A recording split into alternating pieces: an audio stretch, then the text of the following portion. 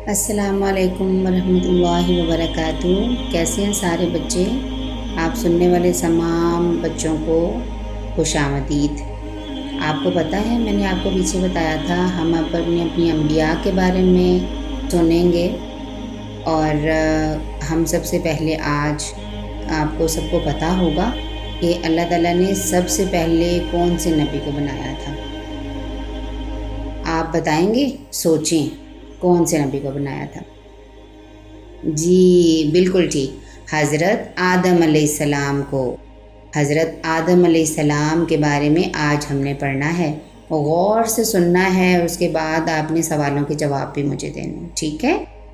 اچھا، آج ہم پڑھیں گے حضرت آدم علیہ السلام۔ ایک سٹوری کی طرح میں آپ کو سنا رہی ہوں قصوں کو، اور تھوڑا شارٹ کر کے سنا رہی ہوں تاکہ آپ کو ذہن نشین ہو جائیں، کیونکہ ہمیں اپنے انبیاء اور رسولوں کے بارے میں پتہ ہونا چاہیے نا۔ اللہ نے ان کو ہمارے لیے نازل کیا، اللہ نے ان کو زمین پر ہمارے لیے اتارا، ان پر اللہ تعالیٰ نے وحی نازل کی، پھر اللہ نے ان کے اوپر کتابیں نازل کیں۔ حضرت آدم علیہ السلام کے بارے میں آج ہم پڑھیں۔ سنا تو ہم نے ہوا ہے، آج ہم پورا سنتے ہیں۔ حضرت آدم علیہ السلام دنیا میں سب سے پہلے انسان تھے۔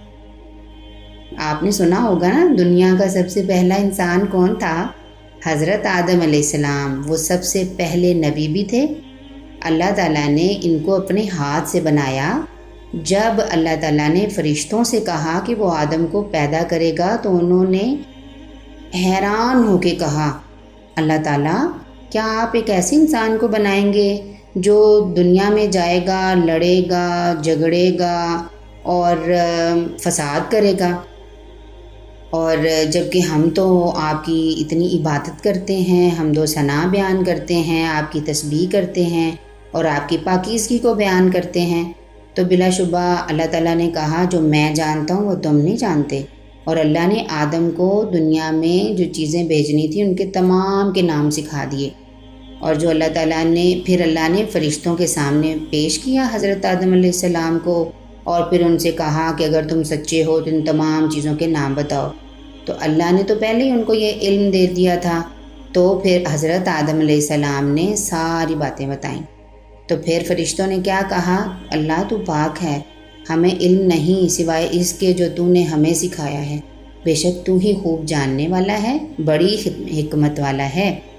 اس سے فرشتوں کو پتہ چل گیا کہ آدم علیہ السلام اور ان کی اولاد کی زندگی جس مقصد کے لیے اور جس طرح سے ہوگی وہ انہیں اس کو نہیں سمجھ سکتے، کیونکہ انہوں نے پہلے نہیں دیکھا ہوا تھا۔ اچھا، پھر کیا ہوا؟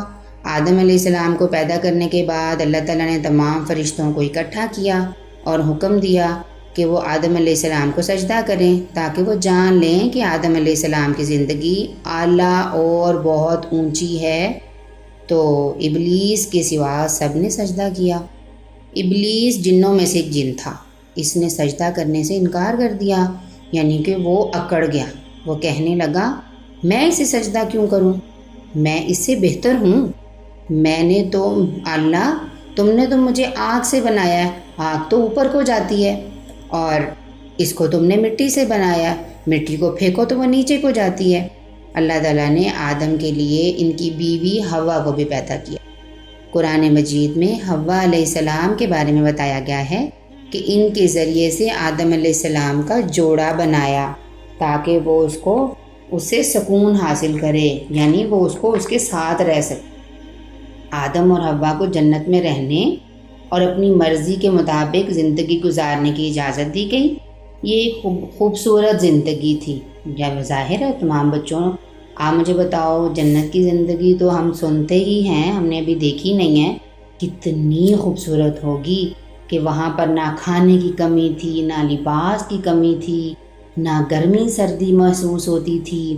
وہاں ان پر صرف ایک پابندی تھی، یعنی ایک خاص قسم کے درخت کے پاس اللہ تعالیٰ نے منع کیا تھا کہ نہیں جانا۔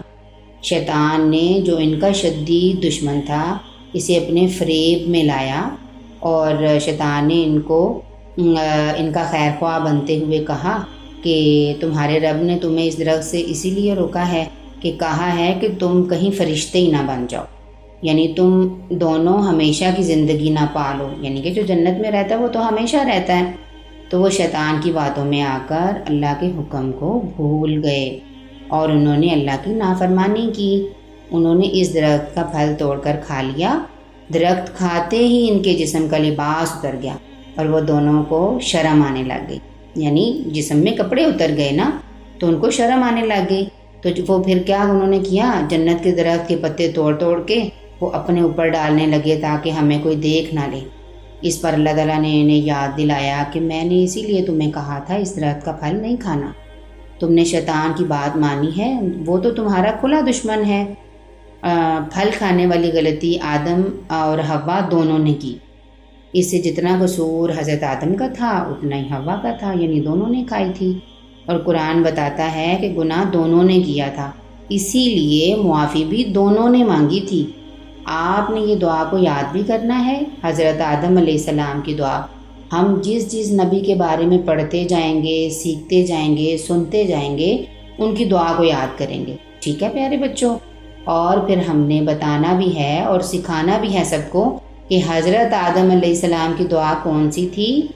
تو پھر آپ نے، میں پڑھ کے آپ کو بتاؤں گی، پھر آپ نے وہ یاد کرنی ہے اور آپ نے سب بڑوں کو بتانی ہے، اپنے دوستوں میں بھی شیئر کرنی ہے۔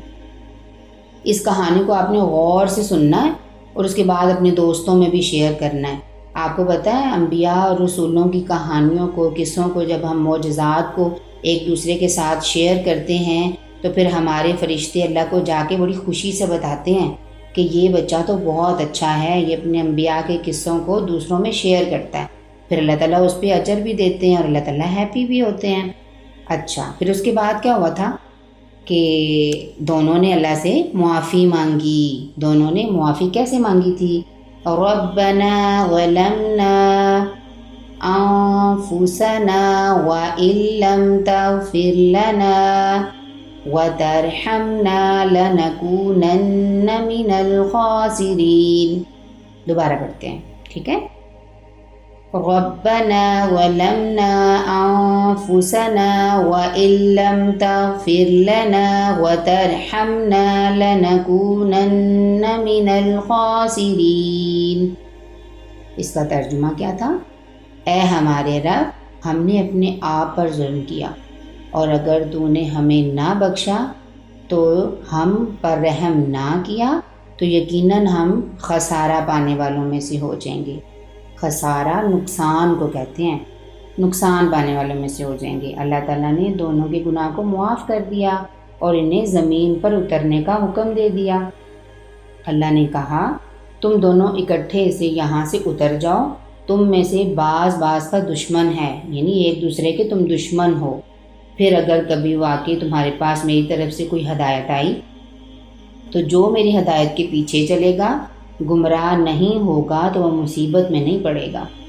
تو اس سے ہمیں کیا پتہ چلتا ہے؟ ہر انسان کا عمل آزادی اس کو ہے کہ وہ اپنے عمل کی بنیاد پر اللہ تعالیٰ اس کو بخشے گا۔